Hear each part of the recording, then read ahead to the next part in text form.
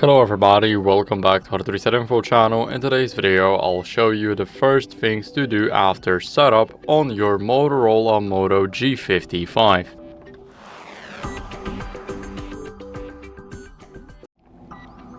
So, as you guys can see, my phone is freshly after the setup. I'm not connected to Wi-Fi, I haven't checked my system updates. So, now we're gonna do it. So let's start off by connecting to Wi-Fi. Head over to settings. Here we need to go over to network and internet, and right here we will have the Wi-Fi. So make sure that your Wi-Fi is enabled, you found your network, and now let me enter the password. I'll get back to you guys in a second. So now after entering the password, let's quickly click on connect, and as you guys can see, now we are successfully connecting to our Wi-Fi. So that's the first step done. We are connected to the internet finally. Now let's check our software updates. So let's see if we have a newer version of software. Let's scroll down until we see system updates, and right here let's click on check for updates. As you guys can see, I do not have the version, like any new version, any update. I am running the latest version right now, so make sure that you do too. Now let's click on the got it, and now we know that we are using the latest version of our software. After that, let's go over and add a Google account, but we're gonna do it a bit faster. So first we are gonna go into the Play Store. Now here we're gonna log in to already set up the Play Store and the Google account at the same time. So let's click on sign in. Here we will need to click it again. And now I think the phone is lagging a bit. So all we have to do is just wait or simply refresh. It might be the issue of it just being turned on. So I'll see you guys once it finally loads. Now it took a couple of seconds, but we're finally here. As you guys can see, we just need to enter our email. So let me enter mine. And now after you enter the email, just enter your password. So I'll see you guys in a second once I enter mine.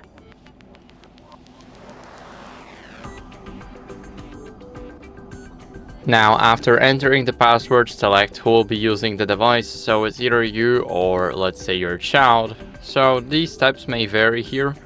They will not be much different, but I'll go with I will be using this device. Let's click on next, and here let's click on I agree. Now here we have our Google services, and make sure to enable backup device data right here. So the data from this device is already backed up to your Google account. As you guys can see, now our Play Store is successfully set up, including the Google account. So it's a much faster process than doing only the one thing at a time. As you guys can see, we sped it up for like 4 to 5 minutes. So now let's just go over, click on our profile right here. Now let's select my apps and games, and here we will need to see either the updates. As you guys can see, we can check for updates, and I've got none to do, but here if you got some, then make sure to do them. Also here we will have the Play Store.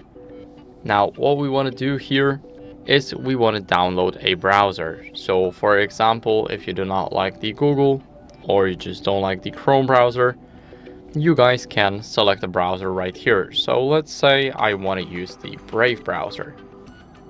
It's very important to choose the browser from the beginning, because the browser you start with, it's probably the browser you'll end with. It happened to me almost all of the times. Whenever I forgot to change my browser at first, I just couldn't stop using the old one. So for example, you've got your phone, let's say an iPhone, you use Safari from the beginning, you just won't switch to anything else.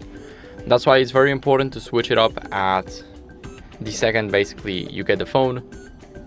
Now here you guys can set it as your default browser app. As you guys can see, let's click it, set as default, and now I'll click maybe later, continue, and now we've got our browser set up.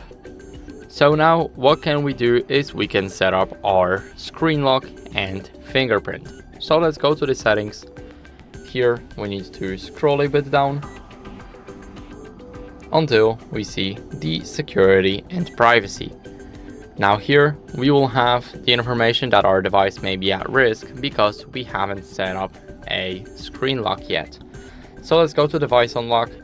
Here let's set this screen lock, and you guys can enter either pattern, PIN, password, or none if this phone will be available to public. So for example, yours, it will just stay at your company or something, and you just don't mind people going through it.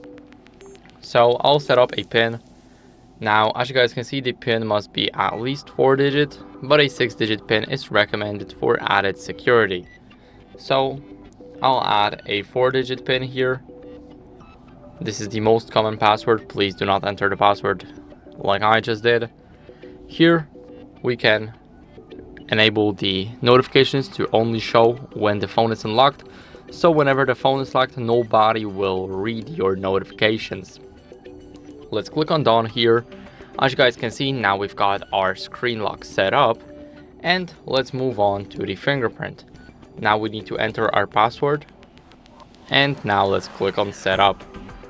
As you guys can see, here we have the sensor, and now we have to touch and lift. So as you guys can see, it might take a while to read the entire finger, and now we should be done any second. So now we can click done or add another fingerprint, so for example your thumb, and now we can try out if it works. I doubt it. Never mind, it did work.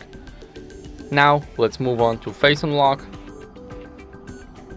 and here, as you guys can see, we need to click on setup, click on setup again, and now we need to align our face with the camera. So I'll quickly do it off camera to show you guys that it works.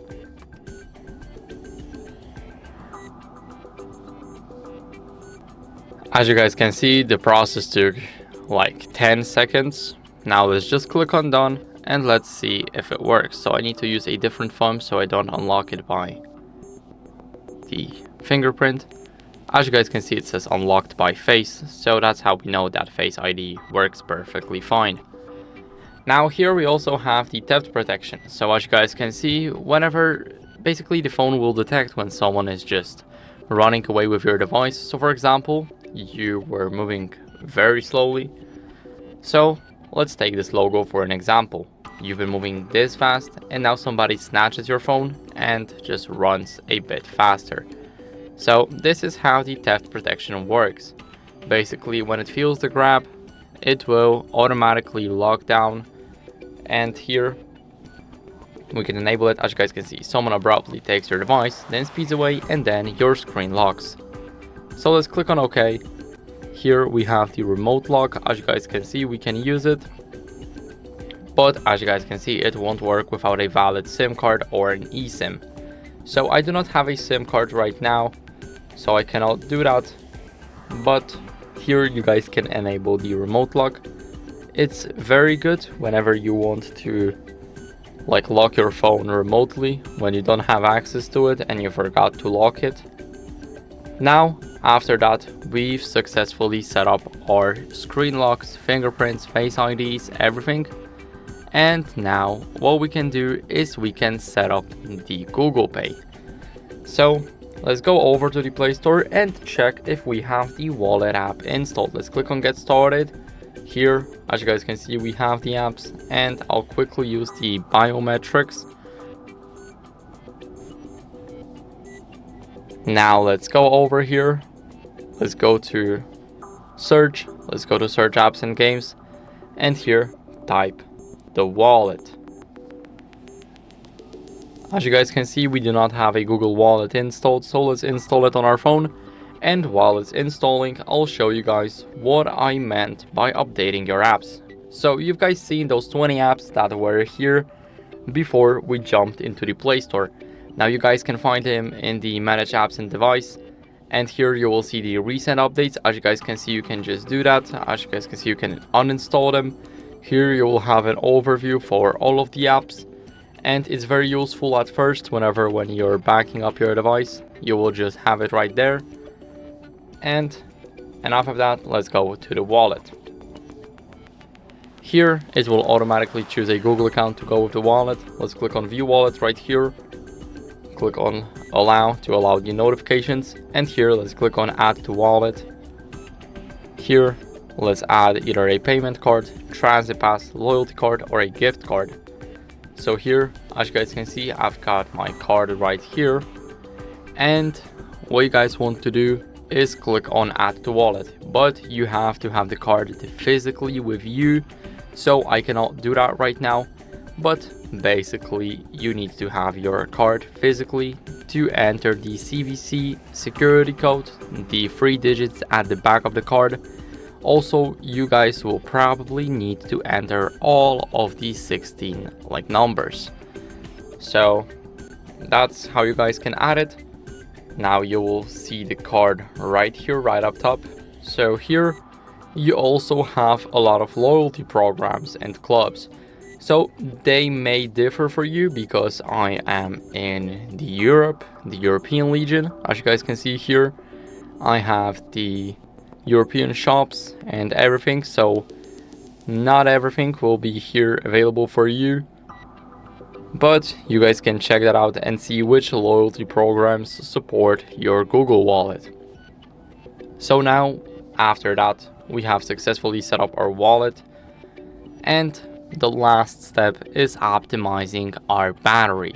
So let's go over to the settings, and here in those settings, go over to the bottom until you see the battery. Now here we have the battery saver.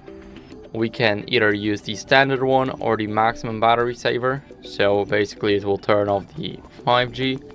You guys can select it, and whenever you enable it, it will use the maximum battery saver. So it's very cool.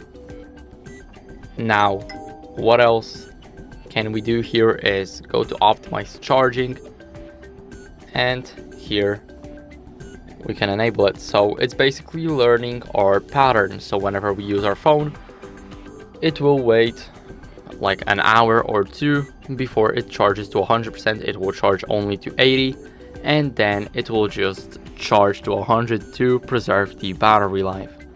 Now let's go over to overcharge protection, and here we can use the overcharge protection. We can click on yes, but it will disable optimized charging. So now the battery will be limited to 80%, but once a week or two it will be charged to 100% to calibrate it. So don't worry whenever you use the overcharge protection and your phone still charges to 100%, don't worry about it. Now after that, let's go to adaptive battery, and here you guys can use it to limit the battery for apps that you do not use. And right at the bottom we have the battery info. As you guys can see, we have the manufacture date, date of first use, number of full charging cycles, and the battery health status. So as you guys can see, I've got 100%, and that's basically it for the video. So I hope it was helpful. If it was, then leave a like, subscription, and a comment, and I'll see you in the next one.